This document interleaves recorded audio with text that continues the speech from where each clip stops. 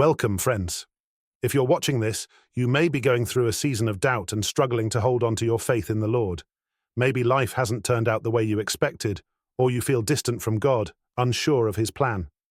Today, we're going to explore how Psalm 77 and the wisdom of C.S. Lewis can guide you through this difficult time and remind you of God's presence, even when He feels far away.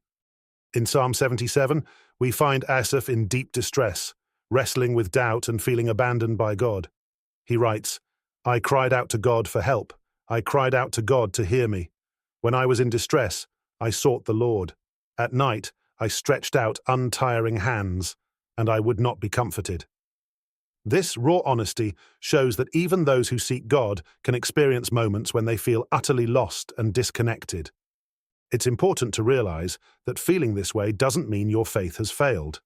In fact, it's during these moments of doubt that your faith is being tested and strengthened.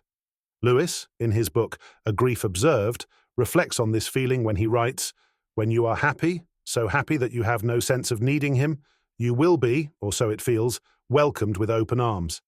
But go to Him when your need is desperate, when all other help is vain, and what do you find? A door slammed in your face." Doubt often emerges when we are in pain, seeking God's presence but feeling as though He is distant. Yet this moment of doubt is also where the journey begins. In Psalm 77, 3-4, Asaph continues, "I remembered you, God, and I groaned. I meditated, and my spirit grew faint. You kept my eyes from closing. I was too troubled to speak." Here, Asaph shows that even when words fail and doubt overwhelms, bringing our struggles to God is the first step to healing. After expressing his doubt, the psalmist makes a critical shift. He begins to remember God's past faithfulness. "I will remember the deeds of the Lord. Yes, I will remember your miracles of long ago. I will consider all your works and meditate on all your mighty deeds." This is a powerful lesson for all of us. When we're overwhelmed by doubt, we must actively choose to remember how God has worked in our lives and in the world before. Lewis echoes this sentiment in Mere Christianity, where he says, "Faith is the art of holding on to things your reason has once accepted, in spite of your changing moods. When doubts cloud our vision, looking back on God's unchanging goodness helps us to hold on to faith. It's about trusting that God, who has carried you through past storms, will carry you through this one as well." It's easy to believe that doubt means you've somehow failed in your faith, but that's not true. Doubt is a natural part of the Christian walk. Even in Psalm 77, Asaph was deeply troubled by his doubt, asking questions like, "Will the Lord reject forever? Will He never show His favor again?" These questions resonate with us when we feel abandoned, but they also remind us that we're not alone in feeling this way. Lewis understood this struggle, writing in The Screwtape Letters, "Our cause is never more in danger than when a human, no longer desiring, but still intending to do our enemy's will, looks round upon a universe from which every trace of him seems to have vanished, and asks why he has been forsaken and still obeys. True faith is not about never doubting, it's about continuing to trust God even when He seems distant. It's about choosing to obey, even when your emotions scream otherwise." Often, our doubts come from frustration with God's timing or a lack of understanding of His plan. We cry out, wondering why things haven't changed or why we can't see His hand at work. But Isaiah 55, 8-9 reminds us, "For my thoughts are not your thoughts, neither are your ways my ways, declares the Lord.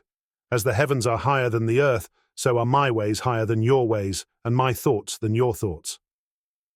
This verse is a humbling reminder that God's perspective is far greater than ours, and what feels like silence or abandonment is often God's preparation for something greater. Lewis reflects on this in Mere Christianity, saying, "We are not necessarily doubting that God will do the best for us. We are wondering how painful the best will turn out to be. It's in these moments of questioning that we must surrender our understanding and trust that God is still working, even when we cannot see or feel it." In Psalm 77:19, Asaph writes, "Your path led through the sea, your way through the mighty waters, though your footprints were not seen." Even when we cannot see God's presence or trace His steps, He is still leading us. His silence is not a sign of absence, rather it's a sign that He is working in ways beyond our understanding. Lewis emphasizes this in Letters to Malcolm, where he writes, "The silence of God does not mean the absence of God. Sometimes God is quiet because He's asking us to trust Him, to walk by faith and not by sight. The silence invites us to deepen our dependence on Him and trust that His invisible hand is guiding us through every challenge and doubt. Finally, we come to a crucial point in our journey, surrendering our doubts to God. Psalm 77 begins in distress but ends in a place of worship, as Asaph remembers God's miracles and faithfulness. He writes, "You are the God who performs miracles. You display your power among the peoples." When we surrender our doubts and fears to God, we open ourselves to the peace that surpasses all understanding. Lewis beautifully puts it in Mere Christianity: "Give up yourself, and you will find your real self. Lose your life, and you will save it. Submit to death, death of your ambitions and favorite wishes every day, and death of your whole body in the end. Submit with every fiber of your being, and you will find eternal life." True peace and joy come when we stop wrestling with doubt and instead surrender it to God, trusting Him with every part of our lives. As we navigate through doubt, we must also prepare ourselves for the unexpected miracles God has in store. Psalm 77 teaches us that when we remember God's past faithfulness, we open our hearts to the hope of future miracles. Sometimes those miracles come in ways we don't expect, through a change of heart, through a deepened relationship with God, or through circumstances turning around in ways we never imagined. Lewis reminds us that the miraculous is often found in the everyday surrender to God's will. He says in The Problem of Pain, "God whispers to us in our pleasures, speaks in our conscience, but shouts in our pains.